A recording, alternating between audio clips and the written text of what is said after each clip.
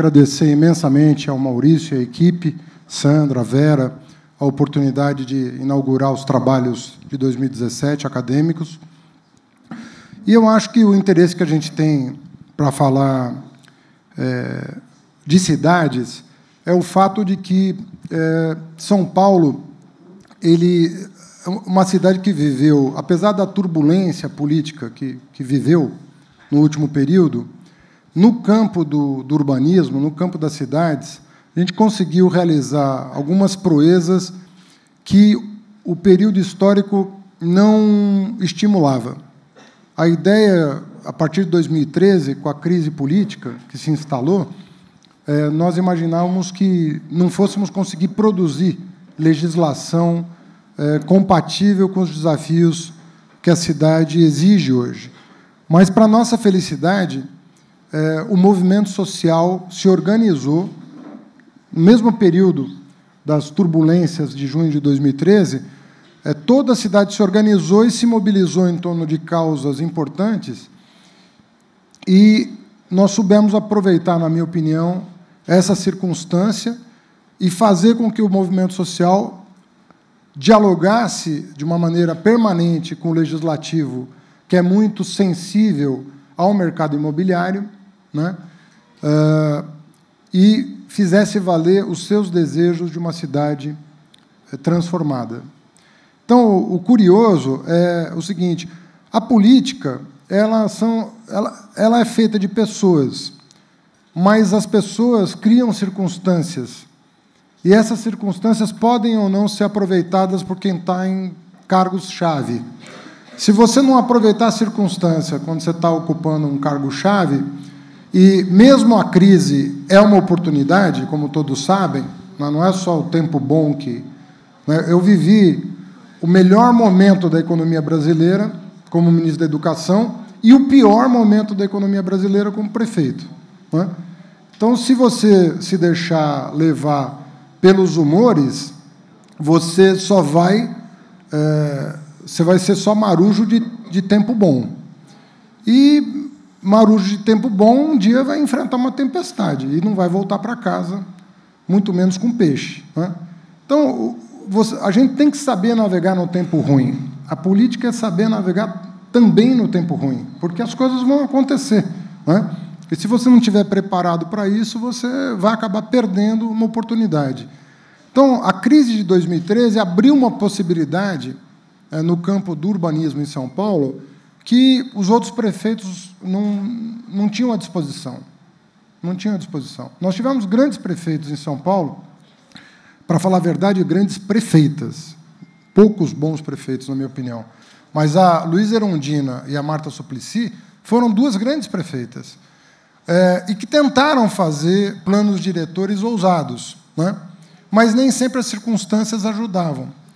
E, por incrível que pareça, na crise econômica mais severa que nós tivemos, abriu-se, pelo diálogo com o movimento social, uma circunstância, uma oportunidade única, que, aí sim, eu acho que o mérito do governo foi ter sabido aproveitar.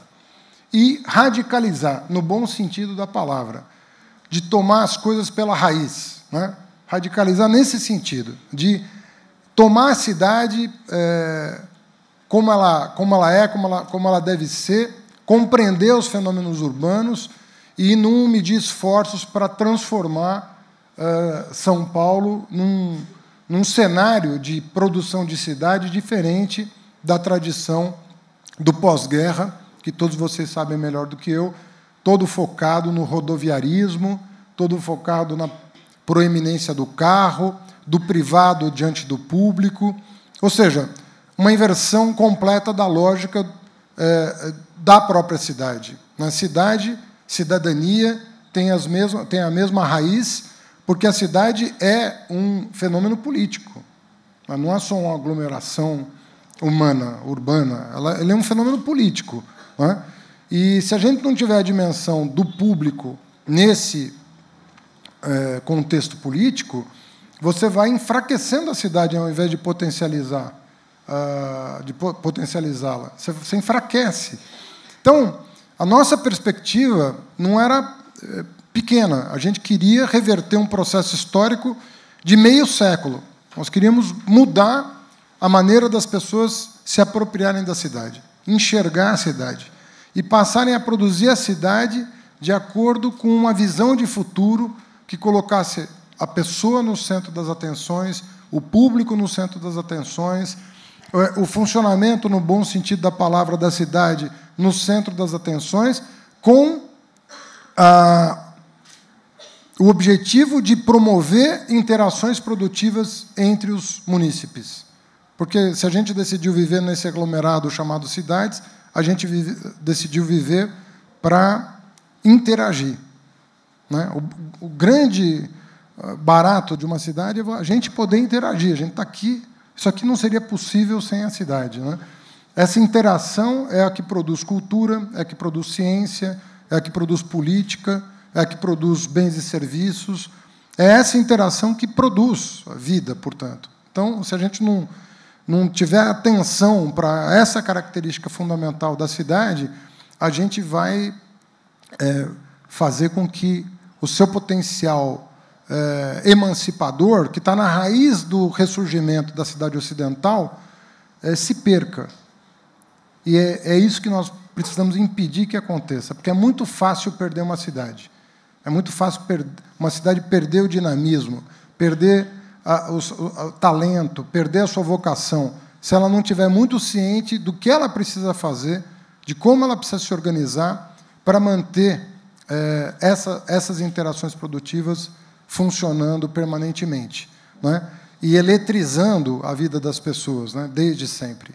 Então, a cidade ocidental ela já nasce como um experimento político, né? O renascimento das cidades e depois a constituição dos estados nacionais, né, numa parceria do monarca com as cidades, em que ambos os lados cederam para constituir o Estado Nacional, esse é o elemento mais importante dos últimos 300 anos. Né?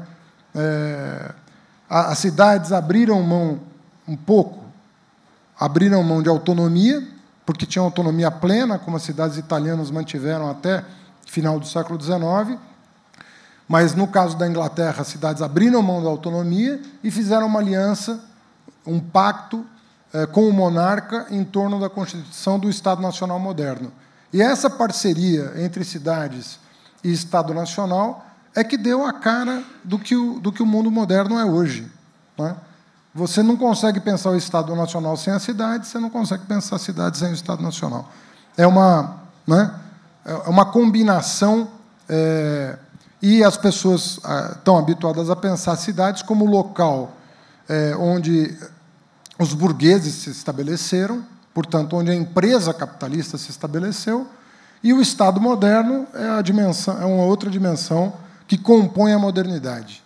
Então, você tem a empresa moderna urbana e você tem o Estado moderno, o Estado nacional, e essas duas classes compondo a dinâmica do capitalismo, que é o que a gente vive até hoje.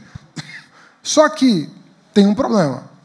O problema é quando a lógica de acumulação de capital começa a ditar as regras sobre a cidade. E esse que é o perigo. É quando o mercado começa a se impor sobre a dimensão política da cidade. Essa é a contradição que as cidades vivem, sobretudo as metrópoles. E nós estamos vivendo um período novo na história do capitalismo, que é a emergência de metrópoles. Nós não estamos falando mais de cidades. A gente chama de cidade, mas o fenômeno que a gente está tratando é a metrópole. Metrópoles são grandes aglomerados urbanos, em geral conurbados, são várias cidades conurbadas, e nós estamos falando de 5, 8, 12, 20 milhões de habitantes. Esse fenômeno não é um fenômeno quantitativo, é um fenômeno qualitativo. A partir de um determinado momento, as cidades deixam de ser cidades. Elas são metrópoles, megalópolis, a ponto de alguns pensadores proporem uma nova ciência, que é a ciência da metrópole, que não se confunde com o urbanismo, que não se confunde com a arquitetura, que vai para além disso tudo, sem dispensar esses saberes, mas vai para além do urbanismo porque ele tem que ser um saber interdisciplinar, um saber interdisciplinar que dialoga com mobilidade, que dialoga com meio ambiente, que dialoga com uma série de outras disciplinas que o urbanismo isoladamente não trataria. Então está se criando no mundo institutos que pensam esse fenômeno urbano contemporâneo que a gente chama de metrópole, né, ou megalópole, mas que são essas grandes manchas urbanas sobre as quais é preciso ter um olhar absolutamente diferenciado. E, por incrível que pareça, o tema dessas grandes manchas urbanas continua sendo um tema recorrente na história da economia, né, que vai mudando de natureza, mas que está sempre presente, que é uma questão tão simples quanto o acesso à terra. O acesso à terra. Uma coisa tão simples quanto essa faz toda a diferença se a pessoa é bem formada para a gestão pública e para a gestão urbana em particular. Se a pessoa não tiver clareza do que isso significa na ordem de coisas que nós estamos vivendo, não é bom ocupar cargo nenhum numa prefeitura, porque o tema mais importante de uma cidade é esse. É esse. E quando você fala de acesso à terra, nós temos a tendência a considerar o assunto um assunto restrito à moradia, né? Quando você fala de acesso à terra, você pensa, não, o lote da moradia. E nós não estamos falando do lote da moradia, nós estamos falando da cidade. Não estamos falando da moradia, que é uma dimensão da cidade. Estamos falando de residir na cidade, né? E isso é completamente diferente de pensar um plano habitacional que vise simplesmente produzir moradia, produzir casa própria para a pessoa sair do aluguel. Você está pensando em como organizar a cidade para que funcione bem para todo mundo. E quando você pensa em acesso à terra, você tem que pensar dimensões das políticas públicas que, às vezes, não está na ordem de consideração das pessoas. Uma delas, por exemplo, que talvez a segunda mais óbvia, quando você pensa no sistema viário da cidade, o sistema viário da cidade não é terra de ninguém. A rua não é terra de ninguém. A rua é terra pública, é área pública.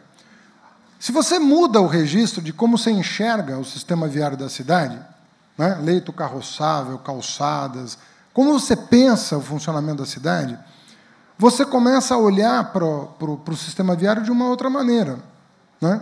Você começa a ver que a utilização, o uso do sistema viário exige ciência, exige reflexão. Não é abrir rua e deixar que elas sejam ocupadas sem a preocupação do impacto que isso vai ter sobre o bem-estar das pessoas, todas, né? Descobriu-se recentemente que existe uma teoria que já está comprovada cientificamente, que é a teoria do trânsito induzido. Quanto mais rua você abre, mais trânsito você gera, né? E é uma coisa que assim, viola o senso comum, mas não é difícil de entender. Se você nunca vai ter rua suficiente para o número de carros, e isso está demonstrado, é óbvio que se você estimular o uso do carro, abrindo ruas, pode ser que a demanda por ruas seja maior do que a sua capacidade de oferta. Se isso é verdade, se a sua capacidade de ofertar rua nova é menor do que a demanda que você vai gerar, o trânsito vai piorar. Então, a teoria do trânsito induzido diz exatamente isso. Você quer uma cidade congestionada? Abra ruas para carros. Você vai ter ruas congestionadas. Quanto mais investimento público nisso, maior o problema, e não menor. Então, a pessoa fala, bom, então não tem solução para o carro? Tem, deixar de usar, né? Basicamente, é essa a questão, né? É usar racionalmente, usar para levar o companheiro jantar fora, usar para uma viagem, não usar para rotina, né? Porque a partir do momento que você quer usar o automóvel para rotina, você está concorrendo para inviabilizar o sistema da cidade. Aí você pensa, bom, o que melhora a mobilidade das pessoas que não o carro? O transporte público. Então, quando você segrega no asfalto uma faixa de ônibus, você não está fazendo uma coisa contra o carro. Parece que é contra o carro. Mas, na verdade, o que você está dizendo é o seguinte, olha, eu estou te dando uma alternativa racional ao carro, mais econômica e, eventualmente, mais eficaz. Você vai chegar mais cedo, né? Então, você tem a alternativa em deixar o conforto do teu carro por uma coisa mais ágil e mais barata do que um carro. Então, você começa a convidar as pessoas a pensar alternativas àquela forma de proceder. Aquela história, você não está no trânsito, você é o trânsito, tem que encontrar, na política pública, alguma saída. Porque nós não vamos dobrar a malha viária de Belo Horizonte, nem em 100 anos. Ela está dada, ela só é ampliada marginalmente. Quando você convida as pessoas a pensar em caminhar ou a pedalar, também não é nada contra o carro, né? É a favor do meio ambiente, é a favor da saúde pública, é a favor de uma mobilidade mais inteligente, é a favor de muitas outras coisas, e prioritariamente a favor de coisas do que contra outras. Na verdade, você está... E todo mundo sabe, e também tem quilos de trabalhos acadêmicos demonstrando, que não existe ciclista sem ciclovia. Porque o ciclista sem ciclovia é o cicloativista. É a pessoa que está disposta a se arriscar por uma causa.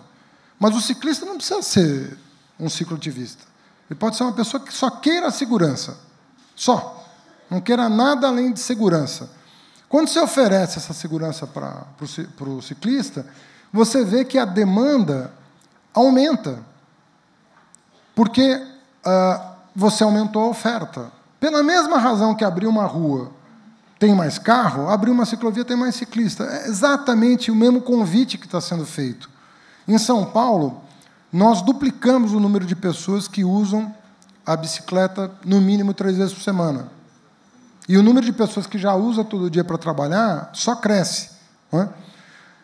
Então, a terra, quando a gente fala do acesso à terra, nós estamos pensando do acesso à terra de uma maneira geral.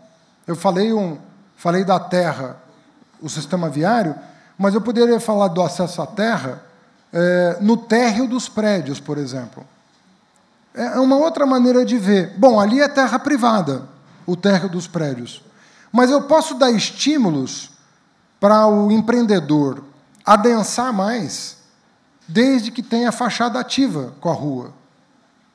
Eu posso criar esse estímulo. E nós criamos esse estímulo. Nós convidamos o mercado imobiliário a pensar diferente. Olha, ao invés de vocês fazerem esses prédios que vocês estão acostumados a fazer, prédios neocoloniais, com térreo esterilizado. Vocês estão rindo porque conhecem bem São Paulo, né? Aqueles prédios coloniais com o térreo esterilizado. Não tem nada no térreo. Tem móvel, tem academia, mas ninguém frequenta. É uma área estéril da cidade, né? Tudo para impedir justamente que haja uma permeabilidade entre a propriedade privada e o espaço público. Permeabilidade que, em qualquer lugar civilizado, é argumento de segurança, e não de insegurança. A gente está habituado a pensar a cidade segura com grade, câmara de vigilância, e não uma cidade que, pela ativação, se torna mais segura. Uma cidade, o acesso à terra tem que ser pensado também na mistura dos bairros. A gente não pode ter uma visão de segregação na cidade e consequente expulsão das pessoas mais pobres para os bairros cada vez mais distantes da onde existe a oportunidade de trabalho. Então, no Distrito Central de São Paulo, que é a subprefeitura da Sé, nós temos 3% dos moradores da cidade e 17% do emprego. Então, um descasamento completo entre uma coisa e outra. Bom, mas você fala, não tem como trazer morador para o centro, porque o rico não quer morar no centro, porque ele não quer morar num bairro comercial, e o pobre não tem dinheiro para comprar a terra. Então, Como é que faz? Se o pobre for para cada vez mais para longe, o ônus sobre o poder público vai aumentar. Necessidade de trem, metrô, transporte de massa de alta capacidade, para trazer o trabalhador para onde ele devia estar, onde ele deveria organizar a vida dele. Então, se onera o poder público, pressão sobre carga tributária, tudo para permitir o funcionamento de uma cidade que poderia já ter sido desenhada de forma totalmente diferente. Então, o que nós fizemos? Nós criamos, no mapa da cidade, áreas chamadas ZEIs, Zonas Especiais de Interesse Social. O que são as ZEIs? São terrenos na cidade onde você só pode construir para baixa renda. Você não pode construir para outra coisa. O que aconteceu?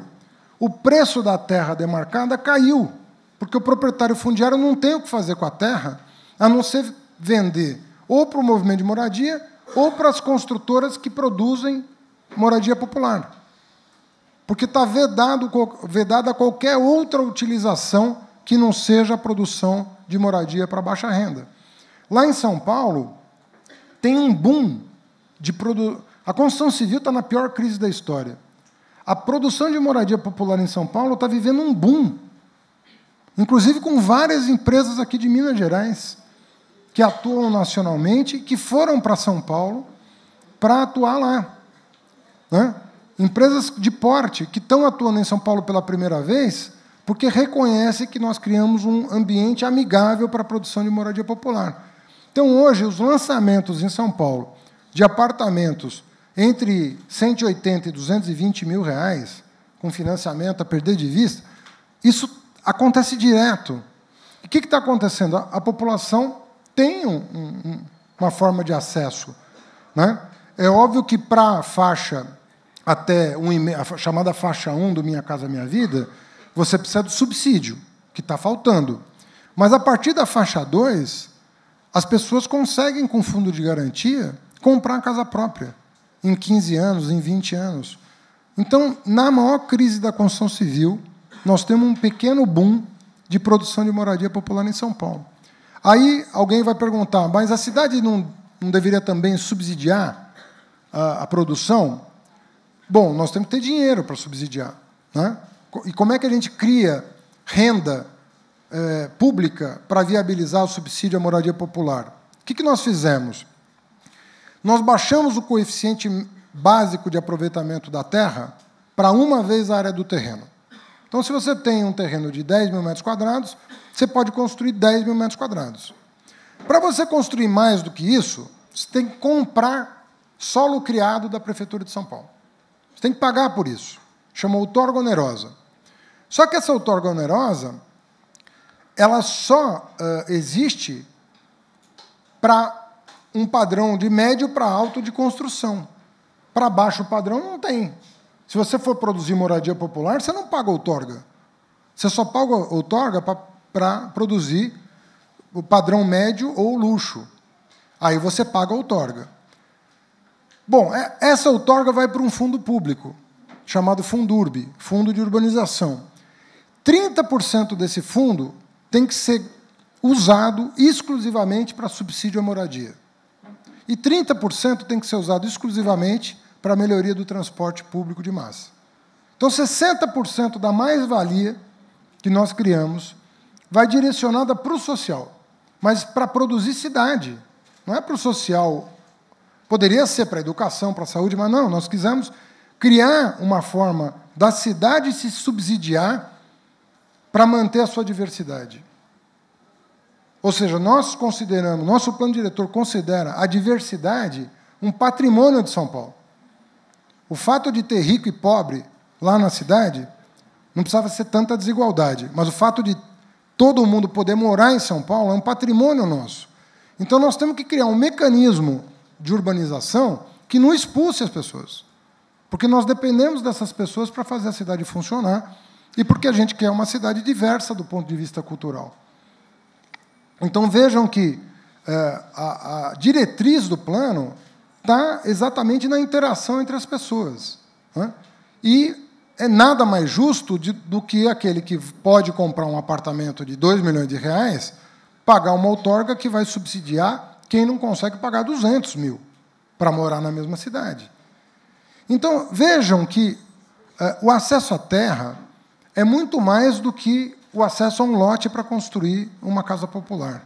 O acesso à terra é acesso a uma malha viária democraticamente organizada, calçadas adequadas, são térreos acessíveis, permeabilidade da propriedade privada com a pública, são calçadas que deixam de ser uma soma de acesso a garagens e passa a ter foco no pedestre. Você vai em ruas de São Paulo, na verdade, é uma escada, né? Tem um formato de uma escada a calçada. Por quê? Porque todo mundo priorizou a rampa de acesso à garagem. E o pedestre ele é obrigado a subir a escada ou descer a escada. Bom, quem está em plena forma, não é cadeirante, consegue. Mas se a pessoa tem uma certa idade, se a pessoa está numa cadeira de roda, ela tem que ir para a rua para conseguir transitar pela cidade. Então, quando a gente pensa a cidade, a gente tem que pensar a produção dela. Se a gente não pensar a produção dela, você tem que ler um plano diretor e ouvir uma música. Você tem que ouvir a cidade. É como se fosse uma partitura. Tem que ter uma cara de uma partitura, né, que tem que ser executada para que a gente tenha bem-estar, para que as pessoas tenham bem-estar. E se você deixar o mercado imobiliário ditar as regras de como a cidade vai ser produzida, a maximização do lucro não vai produzir a cidade dos nossos sonhos. Vai produzir lucro. Nada contra o lucro, mas o lucro tem que estar subordinado ao interesse geral da cidade. E é nesse embate que acontece na Câmara Municipal que, em geral, a população acaba perdendo para o mercado imobiliário, que é muito mais organizado do que os cidadãos. Então, se você não puder contar com o movimento social para fazer o embate e o debate dentro da Câmara, é melhor nem apresentar um plano diretor. Ele vai sair pior do que entrou. Não tenha dúvida disso. Como o Belo Horizonte está discutindo o seu plano diretor, tem que ter muita cautela para saber o momento em que os cidadãos estejam mobilizados e conscientes do que a Câmara vai decidir. Porque, se isso passar despercebido, se for uma coisa tratado como uma lei, como outra qualquer, as atrocidades que já foram cometidas são muito grandes e você não corrige os desequilíbrios de uma cidade com uma lei equivocada. O plano diretor tem que ser uma lei dura. Ela tem que disciplinar com rigor, né, a produção da cidade, para que, nos próximos 50 anos, a gente corrija os desequilíbrios produzidos nos últimos 50, em função de uma visão equivocada da cidade. E, por fim, isso tudo não é só para gerar bem-estar. Isso tudo também é para gerar mal-estar, num sentido específico. A cidade é o locus da rebeldia, é o locus da contestação, é o locus da reivindicação, é onde nascem os novos movimentos, é onde as visões de futuro se estabelecem. E se você não garantir a interação, você vai produzir visões de mundo a partir dos átomos que nós somos, sem interação. E tudo de ruim que pode acontecer para a política é nós funcionarmos como átomos isolados uns dos outros. Se a gente não interagir, e é engraçado que a interação tem que ser vista de uma maneira muito particular, porque interação não é estar do lado, né? Evidentemente. Talvez não tenha um lugar em que você esteja mais isolado hoje do que na rede social, né? É um lugar onde você está isolado, porque você só encontra iguais. Você não encontra o diferente lá. Em geral, você deleta o diferente, né? Você não interage com ele. Você se afasta dele. Você tem uns mecanismos, né, de... Como é que chama? Bloquear, né, as pessoas. Então, a rede social pode ser um grande engano, porque você pode estar participando de muitas comunidades de pessoas que vão reforçar os teus juízos sobre as coisas. ao invés de você submeter os teus juízos à crítica de alguém que pensa diferente, com a possibilidade de mudar. E, aparentemente, o que eu vejo é que mudar de opinião está ficando cada vez mais difícil. Não é? As pessoas não estão abertas a mudar de opinião. Não é? Às vezes, diante de evidências, as pessoas não mudam de opinião. Você mostra para a pessoa, está aqui, ó, e a pessoa não muda de opinião. Então, uma sensação meio medieval, né? Do Galileu. Né? Então, olha o telescópio e o cara, não vou olhar o telescópio e acabou. Não vou discutir esse assunto. Nós estamos vivendo um momento em que os assuntos não são discutidos mais. As pessoas sabem tudo já têm opinião formada sobre tudo e não estão dispostas a interagir. Se a gente reforçar isso pelo modelo de cidade, nós vamos piorar muito a situação política. A cidade tem que justamente ser o ambiente que desmonta isso, que desmonta o senso comum, que desmonta os preconceitos, que desmonta os dogmas. Porque a cidade moderna nasceu contra o poder tradicional. Ela nasceu contra a tradição. Ela é rebelde desde que houve o renascimento das cidades. Existia um grande sociólogo chamado Max Weber, ele dizia que antes das cidades, o que existia era a visão de mundo onde as esferas de valor não tinham sequer autonomia, uma em relação às outras. Então você tinha a ciência subordinada à mesma autoridade que a arte, subordinada à mesma autoridade que a política. Você não tinha esferas autônomas de valor. Né? Hoje, a arte moderna é uma arte que não presta contas, nem para a ciência, nem para a política. Ou seja, não presta contas para nenhuma autoridade. Ela tem um grau de autonomia, ela presta contas para si mesma. Né? E, evidentemente, para quem goza da obra de arte. Mas essa liberdade que a modernidade nos trouxe, ela nasceu onde? Quem contestou o poder tradicional? Foram as cidades. Então, a pior coisa que pode acontecer para uma cidade é ela não se constituir de uma forma em que tenha interação produtiva como cerne da sua existência. Ela tem que estar preparada para produzir encontros. Né?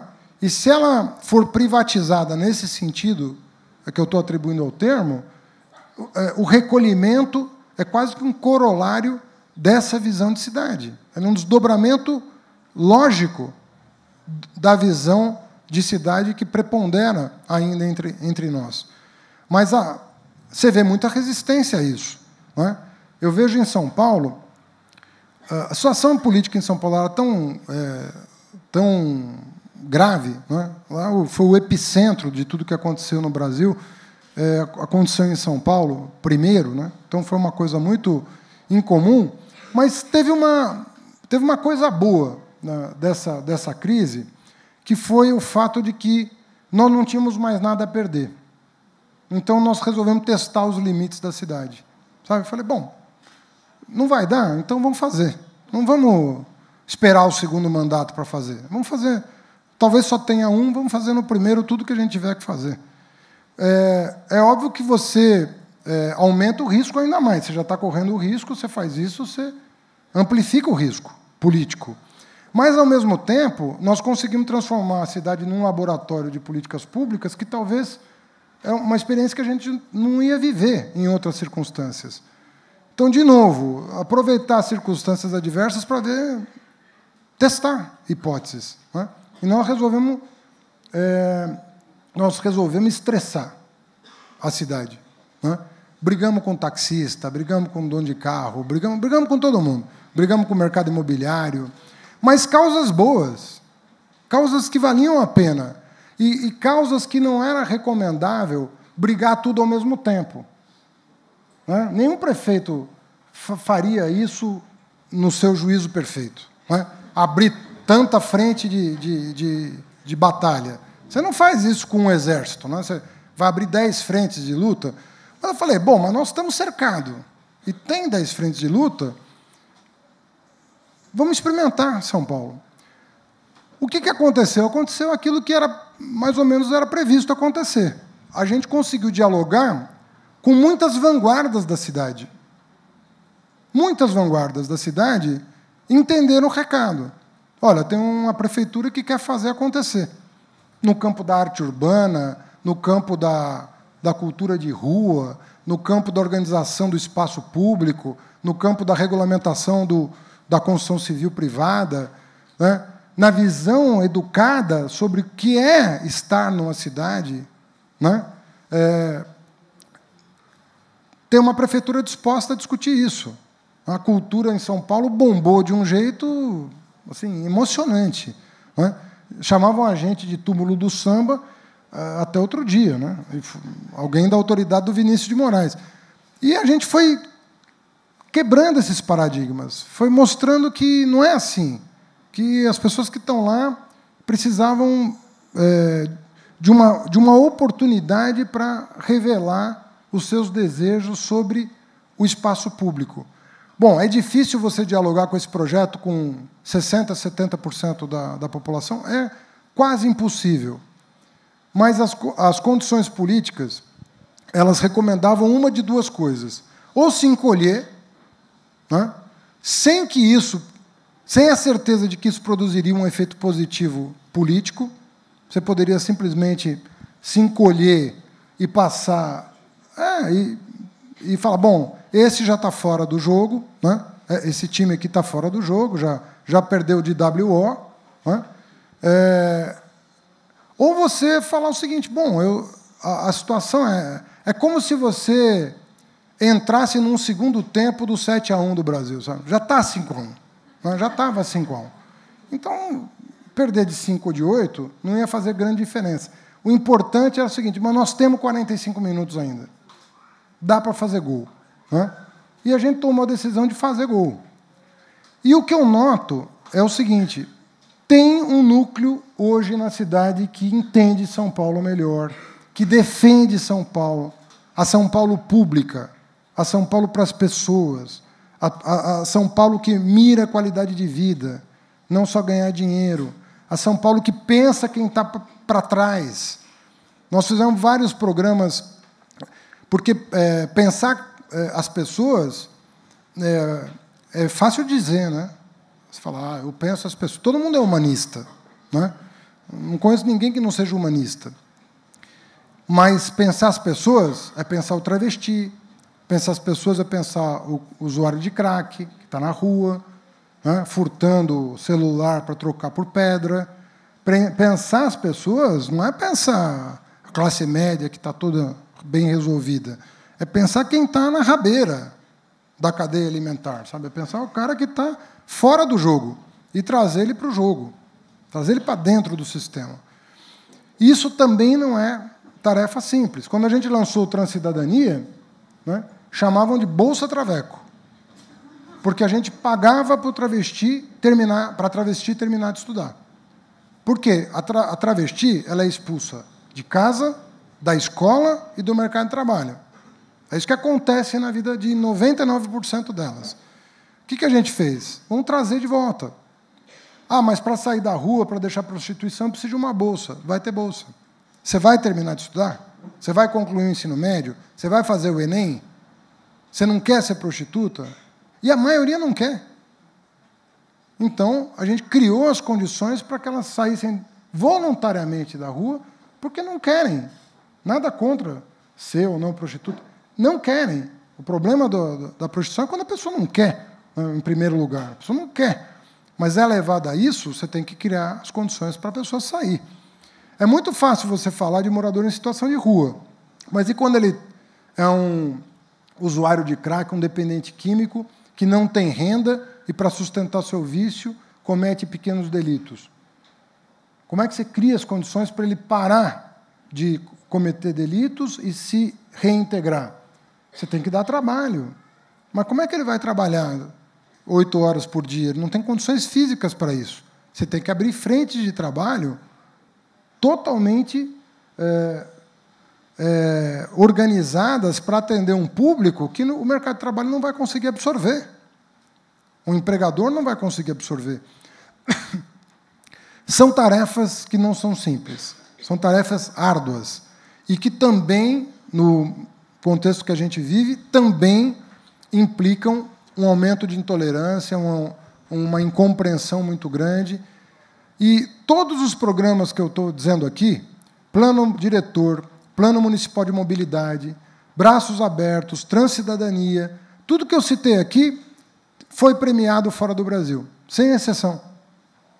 Foi premiado fora do Brasil. E aqui a gente sofria altas, mais em São Paulo do que fora. Né? É engraçado que, às vezes, a pessoa falava assim para mim, ô Haddad, você precisa se comunicar melhor. Eu falei, não, eu sei, todo mundo precisa se comunicar melhor, mas o que você sugere? Não, eu sou de Fortaleza e lá todo mundo gosta da tua gestão. Eu falei, bom, mas se é de Fortaleza e está sabendo da minha gestão, eu sei me comunicar bem. Né? Aí a pessoa se pergunta, bom, é verdade, por que você em Fortaleza sabe o que eu estou fazendo e a pessoa de São Paulo não sabe? Não é comunicação. Aí ele falou, bom, qual que é a tua hipótese, então? Eu falei, a minha hipótese é que você não ouve as rádios que os paulistanos ouvem. Então, você só recebe a notícia do que eu estou fazendo sem a avalanche de opiniões desses âncoras de rádio que ficam o dia inteiro falando mal do que eu estou fazendo. Você só recebe a notícia. Né? E aí você julga pelo teu critério. Você não julga pela opinião dos outros. Né? E nós temos um problema de concentração dos meios de comunicação que é assustador. Você não tem diversidade dos meios de comunicação. Você tem... Eu sou tão a favor da liberdade de imprensa que eu desejo que haja mais pluralidade. Eu quero ouvir mais gente, não menos gente. Quem é contra a liberdade de imprensa quer ouvir menos gente. Mas eu acho que todos aqui querem ouvir mais opiniões, não as mesmas opiniões. E o que eu vejo é o seguinte, você liga a TV, você liga o rádio, você lê o jornal, você vê as mesmas opiniões. Em todos os lugares tem alguma coisa errada com o nosso sistema de comunicação. Né? Então, e com tudo isso, a minha impressão é que valeu a pena ousar, porque você deixa uma semente. As pessoas que experimentam uma cidade diferente da que estão habituadas, se ela for para melhor, fica na memória da pessoa. E é difícil desmontar tudo, né? Rapidamente. Não é tão fácil você desmontar políticas públicas que estão funcionando bem. Isso dá trabalho, né, para você desmontar. Então, vale a pena, não sei quem aqui participa de administração pública ou quer participar, mas considere a possibilidade de não querer 2 mandatos. Sabe? De fazer, eu vou fazer em um. Uma jornalista estrangeira, às vezes tinha uma coletiva com jornalistas estrangeiros que a gente dava. E ela me perguntou, Haddad, por que você não conduz diferente para você ter um 2º mandato, né, e fazer as coisas? Falei, bom, mas eu vou ter um 2º mandato para fazer as coisas que eu já posso fazer, correndo o risco de não ter o 2º mandato e me arrepender de não ter feito? Aí ela falou, talvez você esteja certo. Porque o tempo político outro é outro. O tempo político mudou demais. Mudou demais. Nós estamos a 1 ano da eleição presidencial de 2018, ninguém sabe o que vai acontecer com o país. Ninguém sabe o que vai acontecer com o país. Você tem jornalista preso, você tem empresário preso, você tem político preso, você tem... Todo dia tem denúncia, todo dia tem lista de um, lista do outro. Né? Onde vai parar? E você não sabe no que vai dar essa coisa toda. Então, se você tem a oportunidade de mudar a vida das pessoas para melhor, muda já. Porque você não sabe se amanhã você vai poder. Nós estamos vivendo uma temporalidade que não é normal. Né? Eu tenho 16 anos de vida pública. Governo, não é de vida pública, é de governo. Né? E eu nunca vi acontecer, né, desde que eu me conheço por gente, uma coisa semelhante ao que está acontecendo no Brasil. Então, eu nasci em 1963, então sou da geração da ditadura militar. Né? Entrei na faculdade e começou a distensionar o país começou a se democratizar. E hoje nós estamos vivendo um momento que não tem nada a ver com essa trajetória de redemocratização. Então, diante dessa premência, a gente tem que agir. né? Alguém vai captar, alguém vai entender, alguém vai disseminar depois. E se você... Eu citei o Galileu Galilei, que tem uma frase belíssima, né, da época do Renascimento, né, quando o heliocentrismo passou a ser discutido, né? Ele falou: a verdade não é... A verdade é filha do tempo, sabe? Então, se você está seguro do que você está fazendo, haja quando você pode, porque se você tiver certo, o tempo vai te dar razão. E os militantes da cidade estão certos. Nós temos uma militância das cidades. Pode não ser a maioria ainda da população, mas quem diz que a maioria está sempre certa, né? Às vezes vale a pena ser uma minoria com futuro do que uma maioria falida, né? Eu prefiro ser minoria portadora de futuro. E a militância urbana que existe hoje no Brasil vale a pena. E vocês são protagonistas dessa mudança. Vocês podem fazer muita diferença com o que vocês estão aprendendo nessa grande universidade que é o UFMG. Vocês podem ser protagonistas de coisas importantes que vão impactar a vida das pessoas. Faz o seu projetinho bonitinho do prédio, da casa, mas não abre mão de pensar o futuro das cidades, onde mais de 50% da humanidade mora. Vocês podem estar dialogando não só com o contratante de um projeto, vocês podem estar dialogando com as futuras gerações. Não abram mão, né, de sonhar sociabilidades a partir do conhecimento que vocês têm, novas sociabilidades. Vocês são portadores de um conhecimento que vai interessar cada vez mais aos gestores públicos e ao movimento político de uma maneira geral. Obrigado, boa sorte para vocês.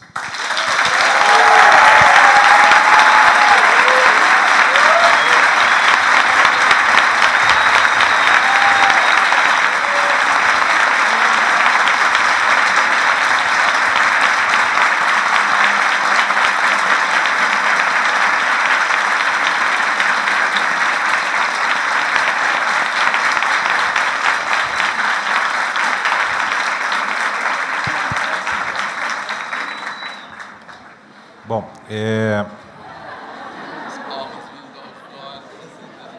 eu queria consultar o professor Fernando, se ele se dispõe a algumas perguntas, alguma coisa com a plateia. Nós temos aqui um microfone sem fio que os interessados podiam se identificar. Por favor, na hora que fizerem as questões, por favor, se identifiquem, né? E vamos tentar fazer em grupos de 3 perguntas, para facilitar, formular 3 perguntas, ele responde as 3, depois a gente passa para outras 3, vamos ver se a gente consegue não se estender demais, mas vamos lá.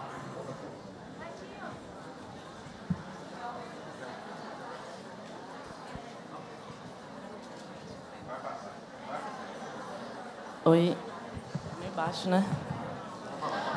Meu nome é Rita, eu sou do curso de Design aqui da faculdade. E, lembrando um pouco do que você disse sobre interação na cidade e como a gente tem a possibilidade de interagir com a cidade e com as pessoas dentro da cidade, eu lembrei de uma pesquisa que chama Mulher, Você se sente segura em SP?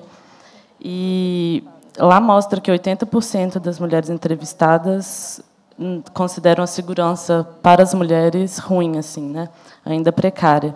E a solução que mais aparece para esse problema é mais policiamento, iluminação e coisas desse tipo.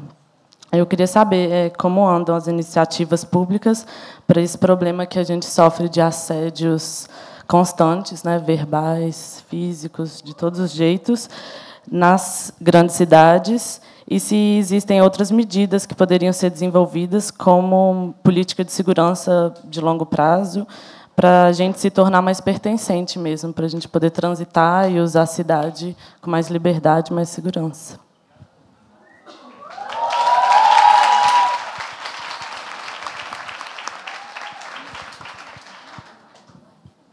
Já pode fazer a próxima pergunta? Pode.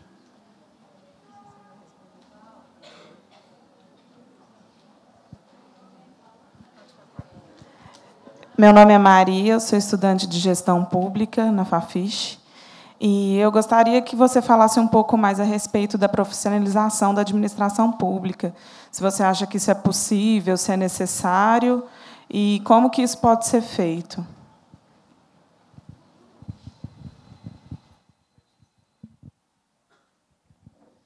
Meu nome é Estevam, sou da área de marketing, um pouco diferente do que o pessoal estuda aqui. Uma das coisas que eu achei mais louvável, professor agora, né, na sua gestão, é essa sua visão de deixar o legado independente do que isso pudesse causar na tentativa de reeleição. Sei que você não teria sido populista, sei que você não teria movido as suas ideologias em nome de uma reeleição. Mas hoje, analisando a situação de fora, depois de deixar o mandato, você acha que cometeu algum erro que gostaria de ter feito diferente? O senhor faz alguma análise nesse sentido, dentro do que o senhor quis para São Paulo? Responder esse bloco, né? Bom,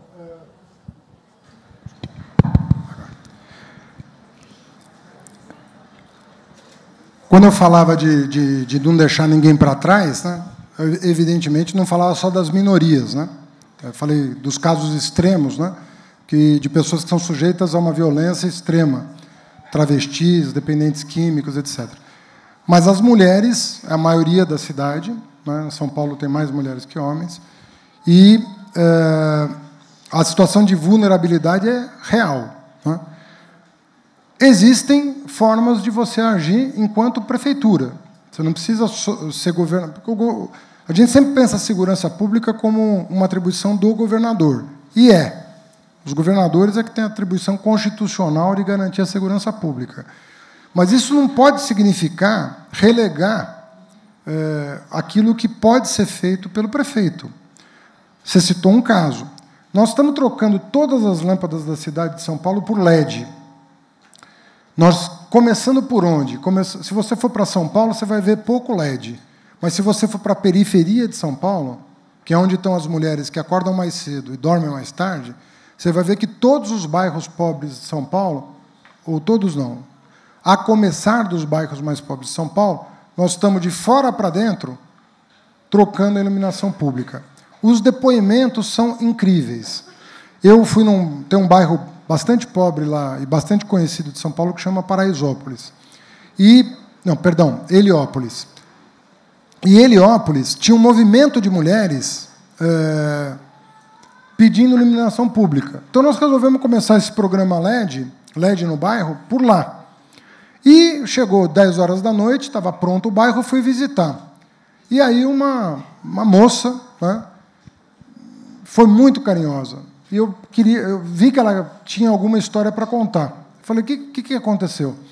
Ela falou, Haddad, todo dia minha mãe tinha que me buscar no ponto de ônibus. Todo dia. Pô, uma senhora, não sei quantos anos, tinha mais de 70 anos, ia buscar a filha no ponto de ônibus com medo de uma violência.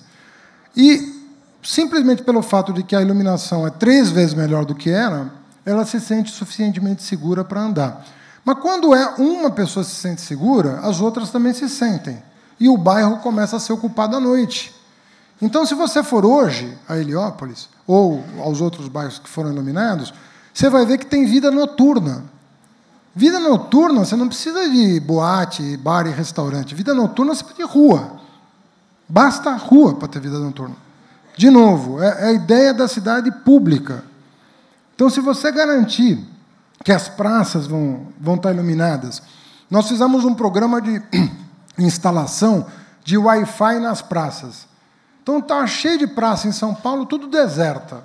Medo de violência. Vou ficar lá no banco, vou ser assaltado, vão levar meu celular, vão levar minha bolsa. Ninguém é para a praça. Nós colocamos nas praças de São Paulo uma internet livre, Wi-Fi livre. Resultado, a pessoa acabou o crédito do celular, ela vai lá na praça usar o Wi-Fi. E aí, se um vai, o outro vai. Então, praças que estavam vazias passaram a ser frequentadas por 50, por 100, por 200 pessoas. Então, a violência cai. Motorista de ônibus, mulher. A gente fez um pacto com os concessionários para contratar mais mulheres condutoras. porque a mulher condutora inibe, dentro do transporte público, o homem que assedia. Porque a mulher, primeiro, que tem outra percepção do problema, e segundo, que teve o caso dela parar na porta de uma delegacia. Entendeu? Então, você vai mudando. Recentemente, a gente sorteou alvarás de táxi. Né? O que nós fizemos? Cota para mulheres. Tem muito menos mulheres querendo ser taxistas do que homens, mas nós fizemos uma cota para as mulheres. Por quê? Para as mulheres que usam táxi, sobretudo depois da balada, então, às vezes faz diferença pegar uma condutora mulher. E hoje, nos aplicativos, você pode pedir. Então, é uma forma, são instrumentos que você vai criando de empoderamento, de conveniência, para que as mulheres, né, subvertam essa lógica. Então, há muito o que fazer em relação a isso, e eu acho que o movimento feminista está vivendo um bom momento. Em São Paulo, está muito ativo o movimento feminista. E um outro tipo de movimento feminista, uma coisa nova, uma coisa, às vezes, com recorte racial, mulheres negras. Né? Aprovaram uma lei na Câmara de que todo o conselho na cidade de São Paulo tem que ser paritário. Então, todos os conselhos da cidade são paritários. Então, tem vários procedimentos. Nós tínhamos muitas secretárias municipais mulheres, a minha vice-prefeita era mulher, muitos subprefeitos eram mulheres, né? Porque existe uma exigência cada vez mais. Criamos uma secretaria de política para mulheres, aprovamos uma lei de assédio totalmente nova em São Paulo. A lei de assédio que nós tínhamos exigia tantos, a tipificação era tão complexa que as mulheres não se estimulavam a denunciar, porque era de uma complexidade enorme. Tinha que ser superior hierárquico, tinha que ser servidora, não podia ser terceirizada, tinha que ter acontecido no lugar de trabalho. Tinha tanta coisa que o assediador lia a lei e ele conseguia burlar. Ele não preencheu um daqueles requisitos e ia assediar igual, ia constranger igual. Nós alteramos radicalmente. Uma pessoa da faxina terceirizada, ela tem o direito a acionar a lei do serviço público de assédio. Então, o assédio pode não ter acontecido no local de trabalho, está caracterizado igual. Várias coisas foram mudando. Então, tem muita coisa. A gente criou o Guardião Maria da Penha, que é um guarda municipal que vai na casa das mulheres vítimas de violência doméstica e pergunta se as medidas restritivas estão sendo observadas pelo companheiro. Porque as mulheres cansam de ir à justiça. Chega uma hora que ela desiste, porque ela vai, volta, e uma terceira vez. Então, o poder público tem que se aproximar. E tem muitas formas de garantir igualdade de gênero numa cidade. A administração pública, eu acho que a interação com a universidade tem sido pequena, sabe? No MEC, obviamente que a interação com a universidade era o meu dia a dia. Então, quando eu mudei de emprego, a minha vida mudou para pior nesse sentido. Eu não tinha tanta interação com a academia como prefeito como eu gostaria. Então, a gente fez alguns programas de aproximar. Por exemplo, criamos uma residência para arquitetos dentro da prefeitura. Então, fizemos um convênio com a FAO, USP, e começamos a receber residentes que pensassem urbanismo, que pensassem a cidade, que pensassem projetos pequenos, projetos grandes. Muita coisa surgiu dessas cabeças. Jardim vertical, parklet, uma série de intervenções, a Paulista aberta, fechar a rua para carro aos domingos, várias intervenções que não custam nada, mas que mudam a vida da cidade, saíram de sugestões de residentes, de arquitetos, colaboradores, que não estavam na administração, mas interagiam conosco. Coletivos de cultura da periferia, coletivos de cultura do centro, movimento do grafite, arte urbana, artesanato. Artista de rua era proibido em São Paulo. Instrumentos musicais eram apreendidos em São Paulo, porque era considerado atividade ilegal. Não sei como é que é aqui. Aqui acho que não, né? Estava para ser vetado de novo a lei de Autorizando. Então, hoje São Paulo de domingo é uma festa, meu. É uma festa. Você escolhe o gênero musical e vai ouvir ao ar livre. Um negócio incrível, como é que a cidade pulsa diferente. Então, essa interação com a universidade, eu acho que precisava ser aprimorada, sabe? O movimento social é muito importante, a academia é muito importante. Obviamente que a prefeitura tem que ser permeável, tem que estar aberta para isso, mas o que enriquece, trazer gente para dentro da administração, é incrível. E, de novo, uma militância, uma juventude urbana que quer participar, que quer fazer parte da mudança da cidade. Muito expressivo o número de pessoas jovens que não querem ter carro, que, sabe, curtem de outro jeito. São outra cabeça. Bom, erro. Depois que você é criticado 4 anos, você só quer falar de acerto, né? Não quer falar de erro. Mas devo ter cometido. Eu acho que assim, se eu fosse apontar um ponto assim, que realmente eu reveria, eu acho que a forma pela qual nós demos as notícias para as pessoas, o tipo de... A gente partiu de um pressuposto errado. A gente partiu do pressuposto de que essas políticas eram modernizantes e que a gente ia contar para essas políticas com o apoio de setores organizados da sociedade, e em especial dos meios de comunicação. Isso não aconteceu. Assim, se eu te contar, tem coisas incríveis. Assim.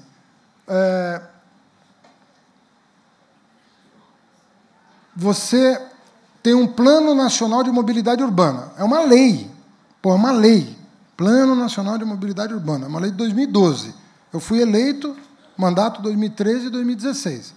Então, todas as providências que eu tomei no campo da mobilidade, e não foram poucas, faixa de ônibus, ciclovia, redução de velocidade, abertura das vias aos domingos, regulação de aplicativos de transporte individual.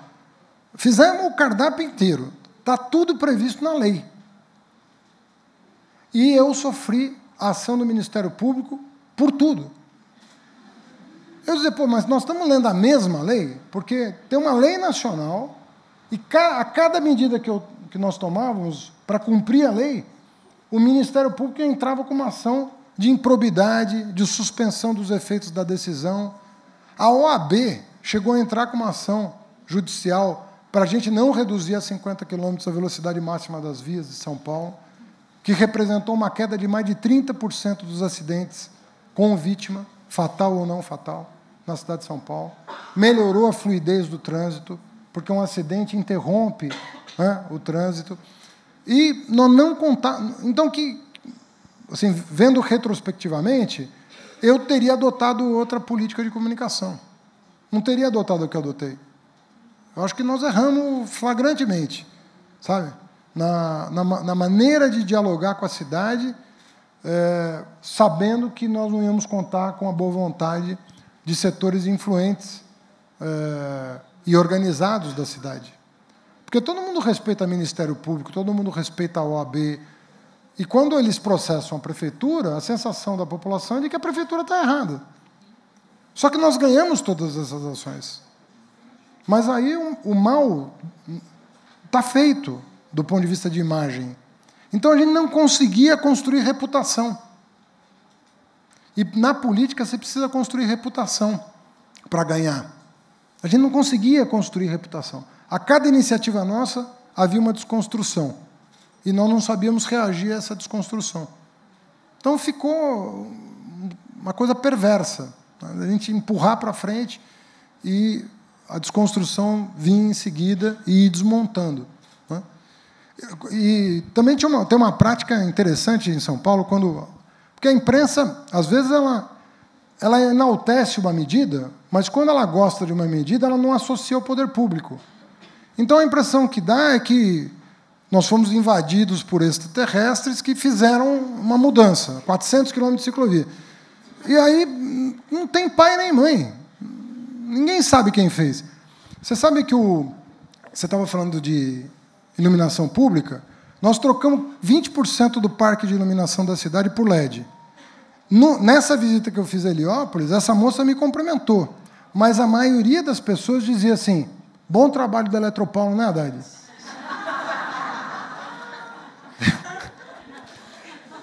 Porque não saía na televisão quem tinha feito. Saía na televisão que foi feito. Olha, tá assim agora. Sabe? E ótimo. Mas não havia associação. Devia ter comprado uns uniformes, mas não me ocorreu.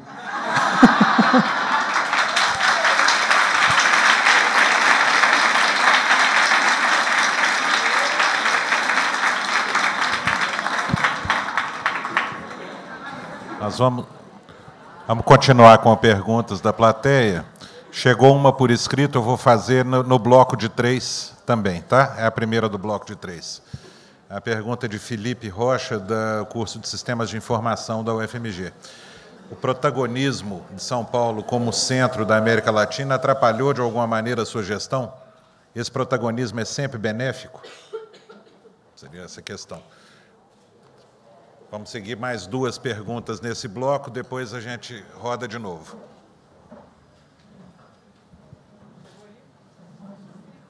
Vou falar. Não, peraí. Tá?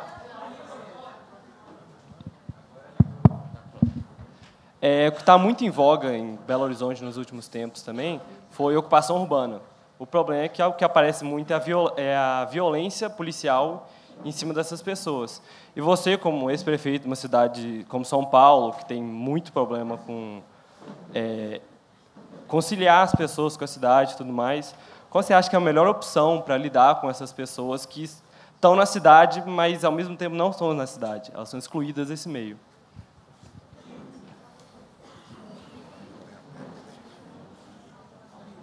Vai lá e depois, na próxima rodada, começa aqui. Tiago, estudante de arquitetura daqui da faculdade. Você falou da inversão dos valores que a cidade teve ao longo dos anos e como fugiu de um ambiente de exerção de cidadania e se tornou um espaço de privatização e de alienação das pessoas. Como que nós, futuros profissionais da arquitetura, do urbanismo e de outras áreas mesmo, podemos atuar na política pública para tentar combater a inversão desses valores, para a gente poder voltar a fazer a cidade como um produto de interação e de comunicação, de exerção de cidadania mesmo? Vamos fazer mais um? Alô, oi. Eu sou Muniz, eu sou ator, diretor, professor de teatro e ativista político. Eu morei em São Paulo 25 anos. Eu cheguei em São Paulo quando a Erondina estava sendo eleita. No ano que ela foi eleita, eu trabalhei no Datafolha na pesquisa, sabia que ela ia ser eleita, mas a mídia dizia que não, porque eu estava dentro do Datafolha, inaugurando o Datafolha. Acompanhei o mandato dela em São Paulo, depois vi os outros mandatos, acompanhei o mandato da Marta, e vi São Paulo sendo desmanchada pelo PSDB, tudo sendo privatizado e se tornando uma cidade insuportável para se viver. E aí eu retornei para Belo Horizonte, que é onde a minha família mora. Voltei tem 5 anos, não acompanhei seu mandato. Durante esse período, tanto da Marta quanto da Erondina, eu sei exatamente o que você fala da mídia de São Paulo, porque eles não perdoam de jeito nenhum um governo progressista, né? E a gente vê também esse problema no governo Lula e Dilma, que, como a mídia massacrou, continua massacrando tudo que aconteceu de bom, que eles fizeram para o país. Esse é um problema muito sério dentro do Brasil, essa questão da mídia, essa questão de com quem estão os meios de comunicação, né? Como que, a partir de uma instância como uma prefeitura, isso pode ser modificado, uma vez que, no Congresso, essa lei de regulamentação da mídia, com o Congresso que a gente tem, é muito difícil de ser resolvido.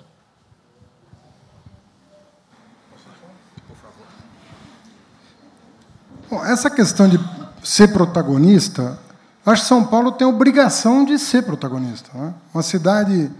É a maior cidade do hemisfério sul, né? A 5ª cidade em termos de população. O PIB de São Paulo é o dobro da média nacional. Quer dizer, São Paulo tem que fazer valer. E nós ficamos muito tempo... São Paulo, durante o governo Serra Kassab, não era nota de rodapé de livro de urbanismo. Não éramos nota de rodapé. E não é possível. Uma das coisas que eu não me conformava, que eu saí do Ministério da Educação, mania de professor, fui ler, né, os livros sobre urbanismo, né, para entender assim, qual que era o estado da arte da discussão, o que tinha de mais avançado sendo produzido. Né. São Paulo não figurava nos textos, nos papers acadêmicos, quer dizer, a discussão urbana não passava por São Paulo. São Paulo não tinha marcas. Né? Hoje, São Paulo, eu listo 30 que são conhecidas. Tem coisas que, possivelmente, pouca gente sabe. São Paulo tem uma rede pública de salas de cinema, da prefeitura, para fazer chegar filme de qualidade. São Paulo criou uma empresa de fomento ao audiovisual, a SPCine, que gerencia essas salas de cinema. Né? São Paulo tem 140 praças Wi-Fi, com a possibilidade de chegar a 450 agora com uma PPP que nós deixamos pronta. São Paulo tem a maior rede de Fab Labs municipal do mundo. Nós temos 12 Fab Labs municipais de uso público. Né? Recuperamos o teatro, planetário, investimos em parque como nunca se investiu, transporte público. As marcas da cidade... São Paulo tem a melhor regulação de aplicativo de transporte individual, dito isso por Banco Mundial, criamos uma forma de otimizar o transporte individual na cidade. Então, São Paulo foi criando marcas, né, importantes. Nosso plano diretor foi eleito pela ONU Habitat o melhor da América Latina. Fomos premiados. Fizemos uma política de resgate da área rural de São Paulo. Toda a região de Parelheiros foi resgatada como área rural. Então, criamos uma política de fomento à agricultura orgânica na cidade e introdução do alimento orgânico na merenda escolar, num ciclo virtuoso de produção voltada para a preservação, também projeto premiado. Então, assim, São Paulo não pode,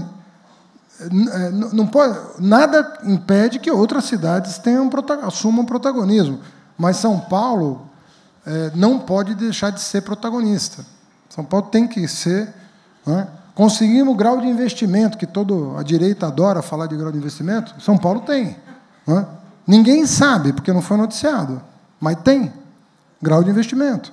Então, essas coisas são importantes para São Paulo. São Paulo não pode abrir mão de dar o seu recado sobre política urbana em termos globais.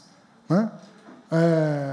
Vira e mexe, a gente recebia convite para ir para Nova York, para ir para Paris, para ir para Bogotá, para ir para a China, para explicar o que estava acontecendo. Né?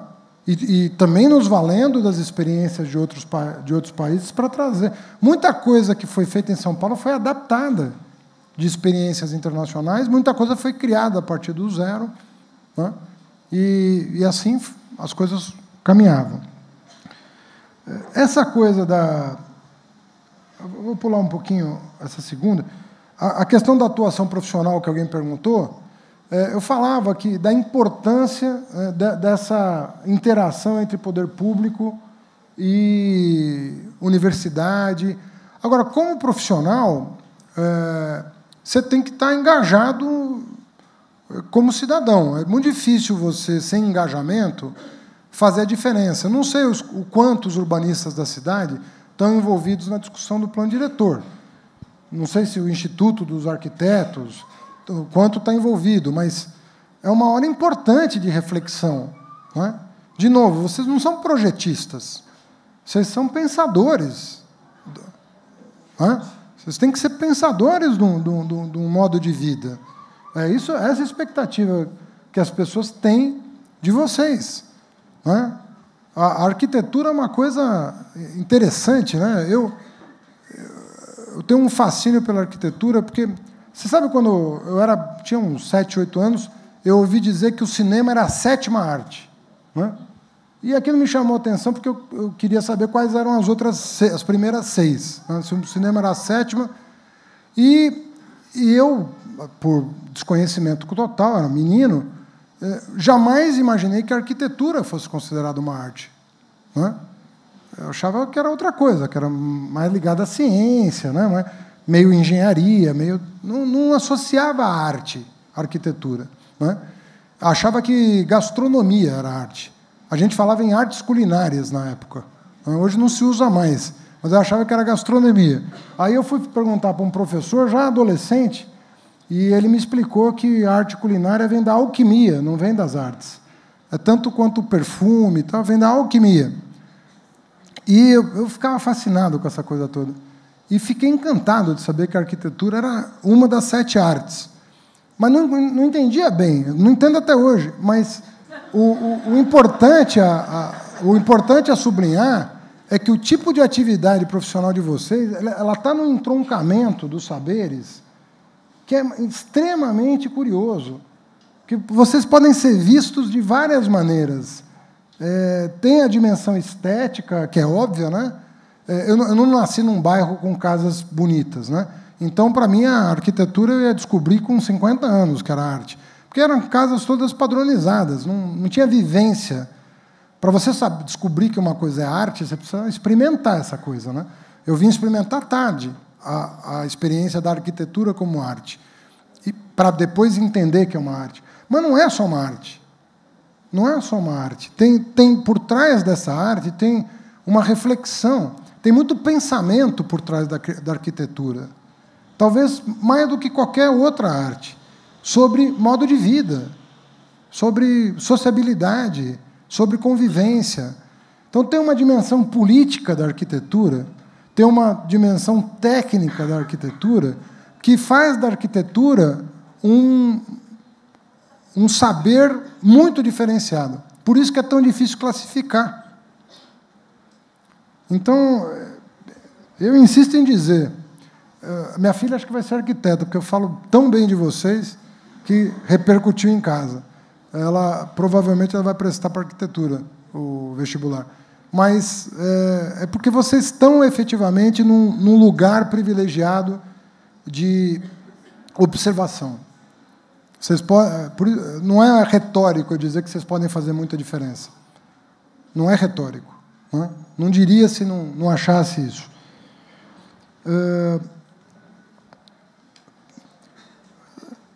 Bom, São Paulo tem esse lado conservador, mas elegeu Erundina e Marta. Então, a gente é meio pendular, né? E eu, mas é uma valsa, né? 2 para a direita, 1 para a esquerda, né? Mas a valsa estranha, mas é isso, né? Mas quando vai para o lado certo, acontecem coisas que ficam. Então, você não consegue... Eu não consigo dizer um grande legado dos governos de direita de São Paulo. Um grande legado. Assim, isso aqui eu queria ter feito. Isso aqui valeu a pena. Eu consigo ver o legado da Erundina, eu consigo ver o legado da Marta, eu não consigo ver o legado do Jânio, eu não consigo ver o legado do Maluf e do Pita, eu não consigo ver o legado do Sarcasar. Não estou falando, aqui não tem nada pessoal, okay? Não estamos discutindo pessoas, não é? Estamos falando de política pública. Eu não consigo ver uma grande contribuição das forças conservadoras. As forças conservadoras têm contribuições ao país, tem. Não vamos ser aqui binário. Não, tem gente conservadora que fez bem para o país, organizou coisas. Quem vai negar que a estabilidade do real foi importante para o desenvolvimento do país? Não podemos ser sectário. Mas nas cidades, eu não vejo isso. Um cara que foi para a direita, mas tem origem de esquerda e fez diferença, foi o Jaime Lerner, por exemplo. O Jaime Lerner, você pega... Mas ele foi para a direita já velho, né? O início da militância dele é junto às forças progressistas. Mas você vê o que Belo Horizonte se transformou depois de governada pela esquerda, o que Porto Alegre se transformou depois de governada pela esquerda. Eu acho que a gente tem que educar o olhar da direita, porque a direita vai ganhar a eleição, né? Não vai, tem alternância no poder, mas se a gente conseguisse educar o olhar das pessoas para consolidar uma visão pública de cidade, a partir da qual a gente diverge, não é porque a divergência é bom, seria o ideal, mas a gente não consegue convencê-los. A gente não tem sido feliz em convencê-los sobre a necessidade da cidade operar sob um novo padrão. Isso não acontece no exterior. Pega um cara como Bloomberg. O Bloomberg está entre as 10 pessoas mais ricas do mundo. Foi um prefeito que aqui seria considerado de esquerda. Né? E é um liberal, mas é um liberal inteligente. Você não precisa ser burro para ser liberal. Pode ser um liberal inteligente. Não é obrigatoriedade. Então, ali você tem inteligência. Ele mudou Nova York de forma importante. Coisas importantes aconteceram em Nova York. Por quê? Porque teve um olhar educado. É um problema de educação. O problema de cidade é um problema de educação. Educação para a democracia, inclusive. Né? Essa coisa que você perguntou de segurança pública, PM, ocupação. Pô, está aí um problema educacional gravíssimo. Né? As pessoas não estão educadas para a sociabilidade democrática. Né? Às vezes há exagero também por parte de quem ocupa, é evidente que há. Mas, mesmo nesses casos, o poder público tem que dar o exemplo. Mesmo quando há exagero do outro lado, tem a maneira de desnudar o exagero, de fazer com que a opinião pública atue no sentido de corrigir excessos. Não é bala de borracha, né? Aquela coisa da porta dos fundos. Né? Qualquer coisa, bala de borracha. Não é assim que você vai organizar a cidade. Então, quem provocou? Eu acho incrível quando vai um governador para um jornal e pergunta quem provocou, como se fosse uma rixa, sabe? Como se fosse uma briga de rua. Não, eles é que provocaram. Bom, eles vão provocar sempre. Né? Se o poder público, se o Estado organizado reagir à provocação, não precisa de Estado. Deixa o povo se entender, né, de acordo com quem tem mais força. Não é assim. Então, a questão da desmilitarização das polícias, a questão da municipalização das polícias, sabe, isso tem que entrar na ordem do dia. A polícia no Brasil, historicamente, nasce como uma força de repressão política. Ela não nasce como uma força de segurança pública. Né? Os primórdios da história sobre segurança pública, sobre polícia no Brasil, datam do Império, quando ela se constitui como uma força política, de repressão política, em geral, para sufocar movimentos emancipatórios de natureza republicana. É assim que começa a nascer a força pública no Brasil. Como tem gente que atribui a isso, inclusive, a integridade do nosso território. O Brasil só ficou uno em função da repressão aos movimentos republicanos que fragmentariam o território, enquanto o Império organizou. Mas organizou o que na conversa? Não, organizou na pancada. Organizou reprimindo. Então, a origem da segurança pública nossa já saiu errado, entendeu? Aí a nossa república foi um golpe militar. Né? Não foi um movimento de baixo para cima. Ela já nasce, a nossa república já nasce viciada por um golpe militar. Então, a nossa história é cheia desses meandros. Mas discutir segurança pública, né, desmilitarização, municipalização, né, eu acho fundamental para a gente avançar no debate sobre cidades, porque faz parte, né, do cardápio do que tem que ser feito para que as pessoas se sintam confortáveis numa cidade, que elas possam protestar, né, que elas possam se organizar, que elas possam se expressar. E a violência policial jamais pode ser justificada pela violência de quem se organizou. O Estado sempre tem que dar o exemplo de como proceder no caso mais extremo. E não é paridade de armas que se quer. Isso aqui é outro tipo de procedimento. Vamos partir para mais uma rodada. O professor Jaime falou que quer fazer uma pergunta. Temos mais 2 pessoas, 3. Fernando, tem uma questão que você, tendo sido ministro, um cargo político, prefeito, eleito também um cargo político, então, além de um cidadão político hoje do nosso país, da geração de vários docentes aqui presentes, temos um conjunto de jovens alunos aí no início dos seus 20 anos, e sabemos que o nosso país passou por um trauma político, um golpe no ano passado. O senhor é um quadro de um partido. A minha pergunta ela é mais uma pergunta de cunho político. Eu gostaria de ouvir as suas ponderações, mesmo com todas as incertezas, como o senhor já colocou, o que o senhor vislumbra de um futuro próximo, porque a esquerda, o que era entendida como esquerda, de certa forma, sendo desconstruída, atacada por todos os lados, como tem sido feito, e setores cada vez mais conservadores, tomando conta de espaços da sociedade, cargos públicos, e a esquerda sendo desconstruída e sendo, de certa maneira, massacrada, não só pela mídia, mas também por vários órgãos de Estado. Eu sei que o senhor é uma pessoa otimista, o senhor não é um desesperançoso, e sendo um quadro, pondera para nós qual é a sua opinião sobre o momento que nós estamos vivendo, o que o senhor vislumbra um pouco nesse futuro imediato que nós temos pela frente.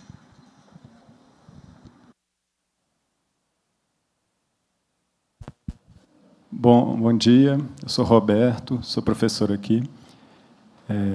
Para fazer a pergunta, vou contar uma história rápida. Eu estava em São Paulo esse fim de semana e decidi conversar com um taxista.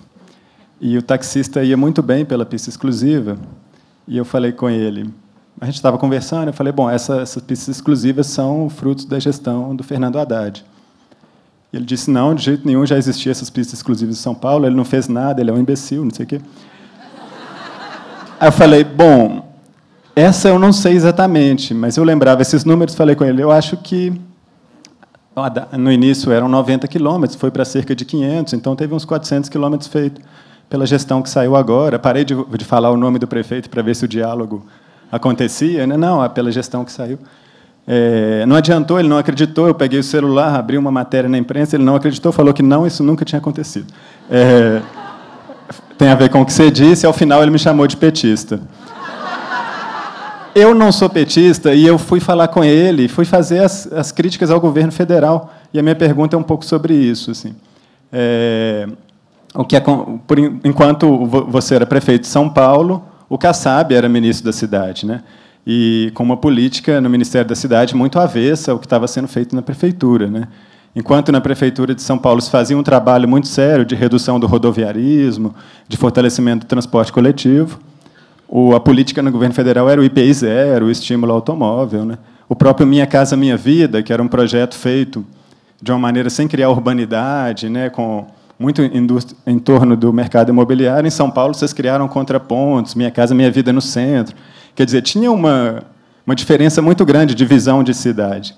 E quando você fala de educar o olhar dos liberais, né, talvez a gente precise educar o olhar dos campos progressistas para as cidades. A minha pergunta é sobre isso, assim, de que maneira é possível andar para que o campo progressista passe a ter uma visão de cidade mais próxima do que vocês realizaram, que São Paulo tem muitos méritos, essa gestão, né? E é por aí.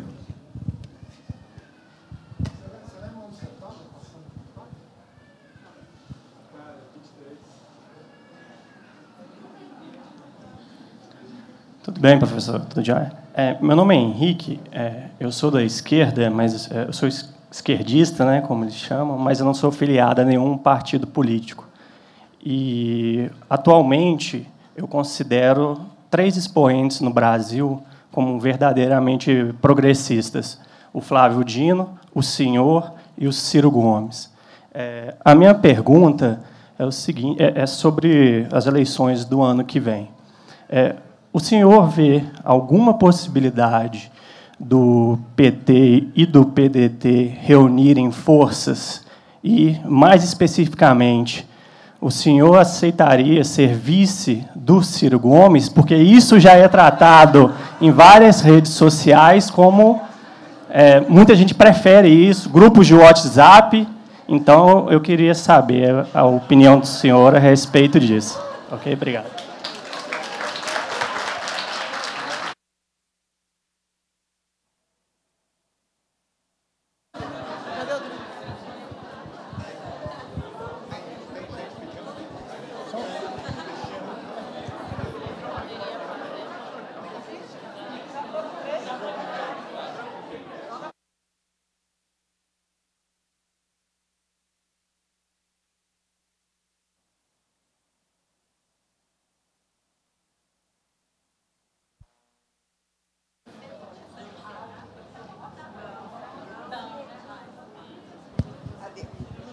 Agora deu.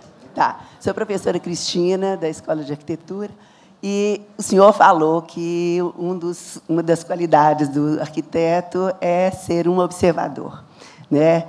Eu complemento a fala do senhor, porque, antes de tudo, a gente é interventor do espaço, né? E espero que nós todos aqui, como maioria, consigamos cumprir essa função. Né? Mas a minha pergunta vem muito em cima das operações urbanas. Nós estamos vivendo uma situação em Belo Horizonte semelhante às que têm acontecido em São Paulo, e sabemos que é uma mudança muito grande na nossa paisagem, na nossa ocupação, e gostaria de saber como que a parceria público-privada procede nesse sentido. Eu estive o ano passado em São Paulo e fiquei encantada com a humanização. Eu já tinha uns 4 ou 5 anos que eu não tinha aparecido lá, e fiquei encantada com a humanização da cidade. A cidade está acontecendo uma coisa diferente nessa cidade. É exatamente um aspecto humano que estava florando em todos os momentos, dia, da noite, sabe? Eu senti isso. E fomos visitar um prédio feito pela Operação Urbana na Marginal Pinheiros. E o que me assustou muito foi que o espaço público, que seria considerado público, né, nas imediações, na medida que nós fomos num congresso, e congresso de paisagem urbana, e os seguranças de todas as grandes torres vieram ao nosso encontro. Sabe, o que é isso? Que ameaça é essa que está acontecendo? Então, como que procede a relação da parceria público-privada numa ação dessa natureza? Tá?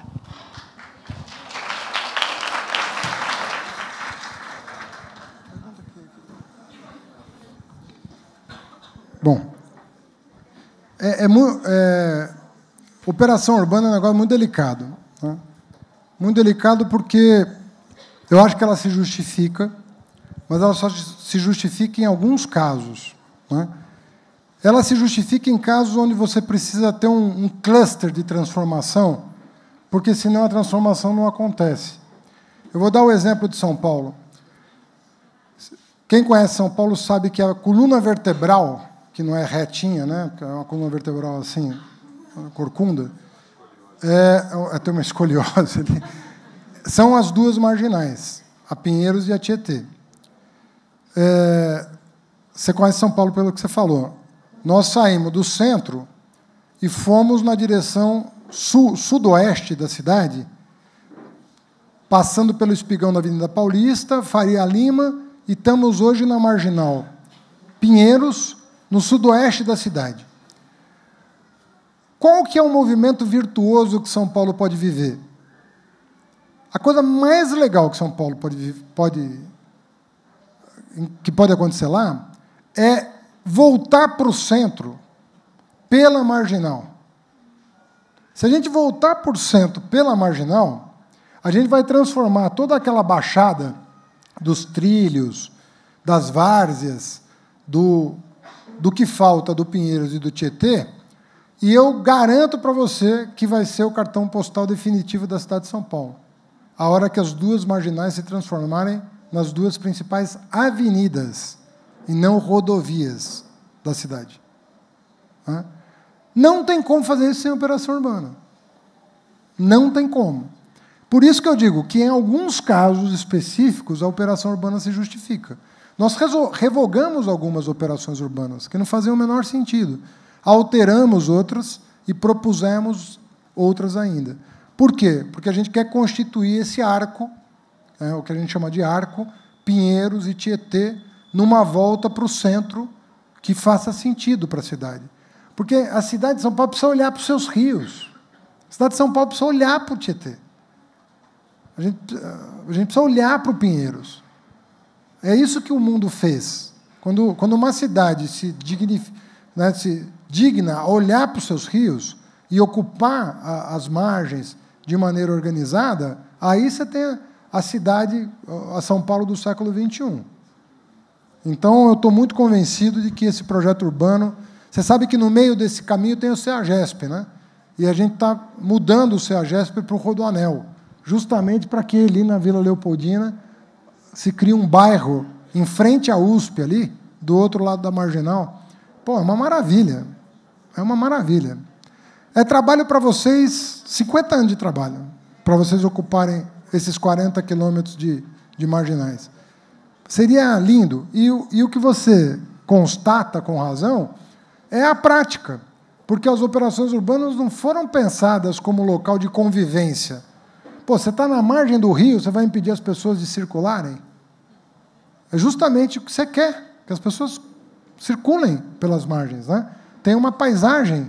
O rio tem a grande vantagem dele te dar horizonte, né? O que a cidade não te dá horizonte, só cidade com praia. O rio faz, às vezes, da praia, do ponto de vista do horizonte, né? Você olha, né? Uma coisa fantástica. Então, você tem razão, mas com cuidado, com os cuidados devidos, é uma política que pode transformar e gerar renda para produzir moradia popular. Sabe o que nós fizemos lá em São Paulo? 25% da venda de CEPAC tem que ser investida em moradia popular. Então, não tem operação urbana em São Paulo, a partir de agora, que não tenha morador de baixa renda. É um negócio importante de sublinhar. Essa questão da... Você falava de educar a esquerda, foi você que perguntou, né, de educar a esquerda, mas qual que era a tua pergunta? Era essa, né? Tá. Uma sensibilidade para a questão da cidade. Lembrei o que eu ia responder. O Lula, outro dia, me perguntou o que ele acha que a gente não fez direito nos 2 mandatos dele. Eu falei, cidade. Ministério das Cidades. Porque ali, o senhor criou um ministério, o senhor fez a coisa mais importante, que era dar centralidade para o tema. Mas daí, na hora de fazer a composição política, é um ministério que não decolou. Essa que é a verdade. Não decolou. Os ocupantes ali não eram vocacionados para pensar a cidade brasileira do século XXI. Então, você tem toda a razão. Eu já falei de educar o olhar da direita, mas o olhar da esquerda para as cidades também precisa ser educado. Não é? A gente é mal educado mesmo em relação às cidades, porque o pensamento do núcleo orgânico do sistema, o pensamento americano, o pensamento europeu sobre cidades, ele está muito mais avançado do que o nosso, à direita e à esquerda. Não é só a esquerda, à direita e à esquerda. Então, eu acho que é uma agenda que nós nos atrasamos. Nós tivemos uma intuição boa, foi criar um ministério, criar a carteira de investimentos, os projetos, mas nós não soubemos dialogar com essa agenda como poderíamos. O Minha Casa Minha Vida podia ser melhor. Fizemos coisas importantes, assim, mas pega a nossa lei de saneamento básico hoje é uma boa lei. A nossa lei de resíduo sólido é uma boa lei. A nossa lei de mobilidade urbana é uma boa lei. Mas isso não aconteceu. São diplomas legais importantes que não se traduziram na mudança prática. E sobre... Olha, o quadro político é muito devastador, né? Todo mundo está vendo. Ninguém sabe o dia de amanhã. É uma coisa... A insegurança jurídica é enorme, enorme, porque delator no Brasil tem fé pública, né? É uma coisa... Eu não excluo a possibilidade de, além das delações, estarem trazendo à tona verdades incontestes de esquemas pode haver uma dimensão de retaliação, pode haver um olho gordo no prêmio da delação. Nós não temos segurança do que está acontecendo. Imagina você, uma pessoa... Tem gente que não... Vamos combinar que preso não é qualquer coisa, né? 6 da manhã você vai levado preso e fica lá, não é? Kafkianamente, você não sabe nem pelo que você está sendo acusado, às vezes, preventiva, temporária. Mudaram toda a jurisprudência. E aí você descobre que se você falar uma frase, dar uma senha, você sai no dia seguinte. Qual é a segurança que você vai ter de que aquela delação, sabe, é consistente? Imagina uma pessoa que queira, um delator que já está lá condenado, está preso, e queira retalhar um inimigo político, ou se livrar fácil da cadeia para agradar um promotor que esteja de olho num desafeto. Nós criamos um sistema de instabilidade, na minha opinião. Veja que eu sou absolutamente a favor de botar para quebrar contra a corrupção. É demais. Mas se a gente não tiver alguns cuidados, a gente vai botar a operação a perder. Quem é a favor da operação pode ser crítico dela. E isso não está sendo considerado. Eu posso ser a favor da Lava Jato e crítico sobre alguns aspectos dela, para o bem dela, para ela ter as consequências que todos nós almejamos. Então, esses cuidados e esses apontamentos acabam sendo vistos como está criticando a Lava Jato? Não estou criticando a Lava Jato, estou criticando um aspecto. Estou querendo aperfeiçoamento de alguns procedimentos, estou querendo mais transparência, estou querendo alguma cautela, estou querendo alguns cuidados. E não é para PT, não, para o PSDB. Gente, tem uma coisa, a honra de uma pessoa é um atributo individual. Tá certo?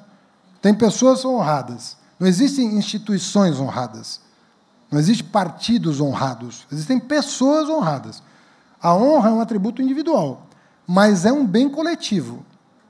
Se você não defender a honra do teu adversário, você não está sendo digno da tua. Essa é a minha opinião. Se eu sei que o reitor é honesto, e ele está sendo acusado injustamente, e eu não defendê-lo por conveniência política, porque eu quero ser reitor no lugar dele, quero compor uma chapa de oposição para sucedê-lo, é a minha honra que está em questão, não é a dele. Então, as pessoas no Brasil perderam a dignidade de defender os adversários, porque é outro plano de disputa, não é política. A disputa sobre a reputação das pessoas não é de natureza política. Você é obrigado a defender independentemente do que a pessoa pensa. Porque uma pessoa honrada, ela é da sociedade. Ela é um patrimônio da sociedade. E o que ela pensa, ótimo que uma pessoa honrada tenha posições diferentes das minhas, tenha posições iguais às minhas, e daí? Mas é um pressuposto da vida em sociedade que a gente tenha coragem de dizer, olha, isso está errado. E pode estar errado no mérito ou pode estar errado na forma. Olha, não é assim que se trata essa pessoa. Né? Ontem foi um blogueiro conduzido coercitivamente. Eu achei errado. Quer dizer que eu sou contra a Lava Jato, porque eu achei errado? Então, se a gente não começar a situar as coisas, nós vamos terminar que nem o taxista, que não admite que fui eu que fiz a faixa da 23 de maio. Mas fui eu que fiz. Aliás, essa faixa da 23 de maio, que é o corredor norte-sul que leva para o aeroporto, está prevista há 15 anos. Na véspera de implantar, o meu secretário ligou para mim e falou, você tem certeza? Porque vai dar um quebra-pau na cidade enorme. Eu estava tão pé da vida aquele dia que eu falei, Tato, se você não pintar essa faixa, vou eu e pinto. Pô, estou mandando fazer, porra. Hã? Deu uma confusão na cidade. Você pegar o noticiário da semana, deu uma confusão na cidade, mas é uma loucura. E todas as rádios pedindo para eu reverter a decisão, e eu falei, vai acomodar. E acomodou. E aí, quando acomoda, foi o Kassab que fez. Entendeu? Mas é de novo, a gente está negando evidência, a gente não consegue mais conversar nesse país. Não consegue mais argumentar. E esse negócio de vice... O convite não me foi feito, mas é um vice decorativo, é um vice... tem que ver que tipo de vice.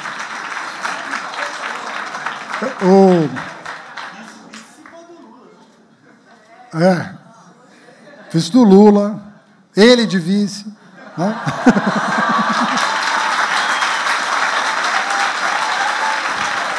Então, eu acho a situação muito, assim, falando sério, agora respondendo ao reitor, que fez a pergunta mais difícil de responder. O quadro, né, por tudo que eu falei, o quadro é muito delicado, o quadro político do Brasil é muito delicado. Não é do ponto de vista de cientista político aqui, tá? Não estou falando aqui como cidadão que tem vontades e desejos. Do ponto de vista da análise política, não é impossível que o propósito do que está acontecendo seja anular um determinado tipo de pensamento no Brasil, sabe? Anular. Anular significa impedir que dispute, impedir que tenha condições competitivas. Você pode ter um quadro, como aconteceu na Holanda, como aconteceu nos Estados Unidos, em que a direita e a extrema-direita disputem o poder, a esquerda fica espectadora disso tudo, pode acontecer. Na França, estava quase aconteceram episódios recentes que fizeram com que o Fillon perdesse prestígio em função de denúncias e o Macron despontasse como uma possibilidade concreta de vitória à esquerda. Mas a França estava se conduzindo para uma disputa entre extrema-direita e direita, como aconteceu na Holanda, como aconteceu nos Estados Unidos, que teria um desfecho diferente se o Bernie Sanders fosse o candidato democrata. Então, a instabilidade está dada. Nós não temos uma semana aqui, é longo prazo no Brasil. Não sabemos, temos que acompanhar o que vai acontecer. Agora, o que eu acho é o seguinte, tem que concorrer para o campo progressista ter voz. Precisa ganhar a eleição. Bom que ganhe, mas precisa estar no debate. Precisa ter um programa consistente, precisa ter um recado claro para o cidadão sobre a questão da Constituição de 88, sobre o que se avançou. A gente tem que ter voz, dizer o que nós faríamos, né? Ter condições competitivas e aí deixa a população julgar, né? Mas o compromisso com o campo de esquerda, eu acho que tem que estar dado. Então, respondendo à pergunta, é o seguinte, eu acho que a gente tem que ter compromisso com um campo progressista no Brasil que está correndo o risco de ser extirpado da vida pública, né? E aí nós vamos cair numa política que nós já vivemos no passado, né? República Velha, né? A América Latina conheceu um pouco de... Agora, né? A maioria dos países. Você tem uma tradição peronista na Argentina, você tem uma coisa ou outra, mas você não tem um quadro estável em que visões de mundos disputem o eleitorado de maneira organizada, com alternância, com idas e vindas, mas com progresso político, civil e social contínuos, né? Você não tem isso no nosso continente. Então, defender esse campo, eu acho que exige generosidade, exige desprendimento, e, às vezes, a esquerda, que vive falando que um mundo melhor é possível, é que menos demonstra capacidade de doação. Sabe, às vezes a pessoa se fala que é de esquerda, mas é intolerante com o vizinho ideológico dela, né? Às vezes o cara do PSTU é mais intolerante com o cara do PCO do que com o cara do DEM. Sabe umas coisas que não dá para entender na esquerda?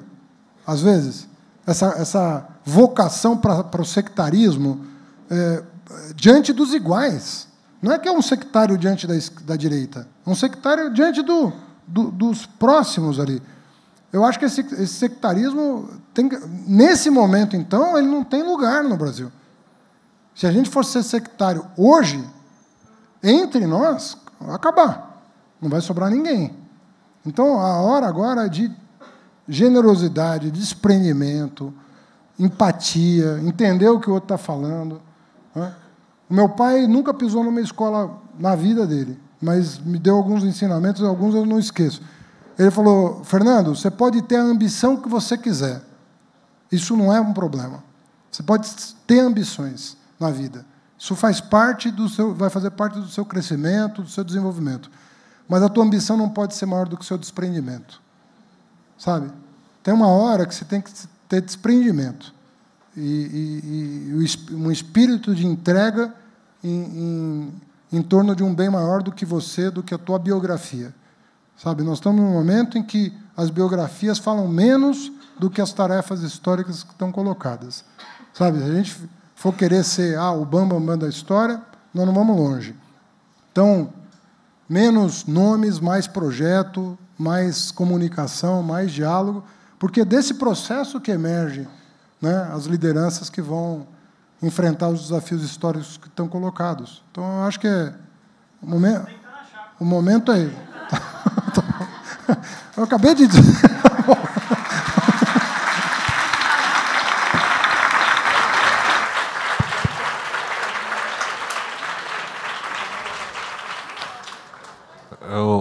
Gente, nós passamos já um bocado da hora que a gente tinha previsto e nós temos ainda algumas atividades e agendas programadas com o professor Fernando.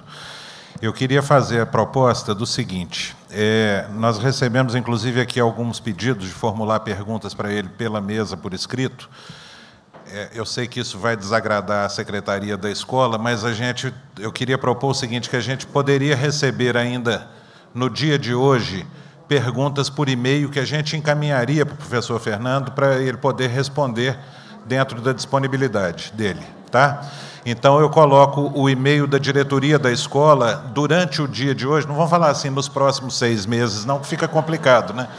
Então, durante o dia de hoje, quem tiver alguma pergunta, inclusive as que vieram para a mesa, porque nenhuma delas veio com endereço eletrônico, e algumas vieram até sem identificação, que queiram enviar perguntas para o professor Fernando, nós vamos receber, durante o dia de hoje, no e-mail dir@arquitetura.ufmg.br, nós receberemos perguntas e encaminharemos para o professor Fernando para ele poder responder dentro das possibilidades dele. Eu peço desculpas aos que estavam desejosos de fazer perguntas aqui pessoalmente, mas é porque são muitas pessoas e nós temos horários a cumprir.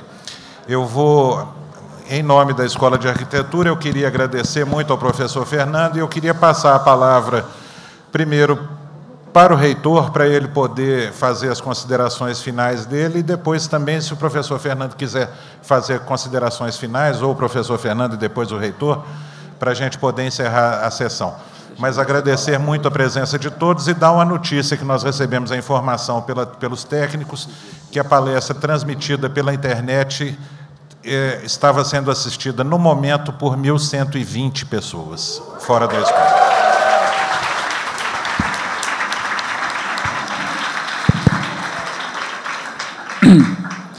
Eu vou ser muito breve. Eu queria cumprimentar a escola, professor Maurício, professora Rita, pela belíssima iniciativa. Professora Sandra e eu não fizemos mais do que obrigação de vir aqui, mas eu vou fazer um pedido, que é o seguinte: tudo do que o professor Fernando nos colocou tem algo que é comum a todos nós, no caso da UFMG, e que hoje está em perigo, que é a universidade pública e gratuita.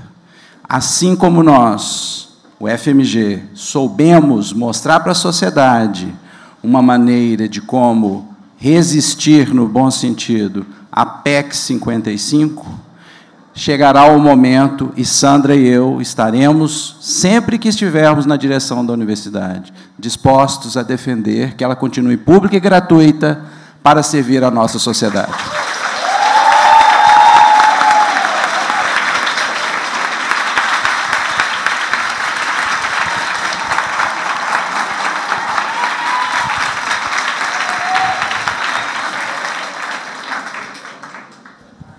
Bom, essa é uma grande oportunidade que eu tive de revê-los. Digo isso porque, quando eu venho à UFMG, eu penso na comunidade acadêmica da UFMG, É uma universidade que teve um protagonismo muito importante na minha época de ministro. Eu diria para vocês que as políticas públicas que hoje são celebradas de expansão, de inclusão, foram capitaneadas por professores... Programas do FIEI, do LECAMPO, Isso. Toda política de inclusão, de interiorização, enfim, teve muita coisa que aconteceu, e na rede federal, que é muito grande, a UFMG teve um papel muito importante, um papel de liderança muito importante, não só porque a reitora Ana Lúcia Gazola foi presidente da Andifes, mas porque todos os reitores da UFMG participavam das reuniões da Andifes e lideraram o processo de transformação da educação superior e da básica também, que eles ajudaram a construir. Então, eu tenho, por essa universidade, um carinho extraordinário. Para mim, sempre um dia muito emotivo vir aqui. Quando eu era ministro, eu brincava com os reitores, vou contar para vocês. Eu dizia que, quando eu era ministro, isso, hoje não está valendo. Quando eu era ministro, eu dizia que, quando eu vinha ao UFMG, era como se eu entrasse num restaurante chique. Porque eu entrava no restaurante, estava tudo organizado, eu saboreava o que acontecia de produção acadêmica, de novas obras, novos auditórios, novos laboratórios, novos concursos. Era como ir num restaurante muito chique, mas no final vinha a conta. Eu sempre tinha que deixar um cheque do Ministério da Educação para construir um prédio novo, para construir um auditório novo, e fazia isso com o maior prazer, porque é o investimento que maior retorno tem no Brasil, sobretudo aqui em Minas Gerais, é a educação. O que vocês puderem arrancar do Ministério da Educação, vocês tenham certeza que vocês estão devolvendo em triplo para o país, como produção científica e como produção de cidadãos e cidadãs ativos, atuantes e que transformam a realidade social do país. Parabéns para a UFMG, parabéns, reitor.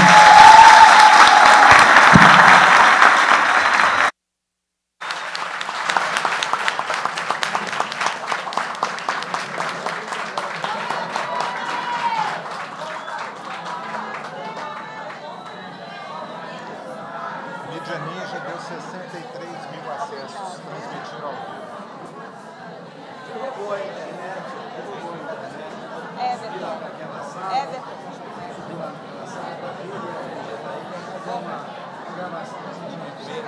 Obrigada.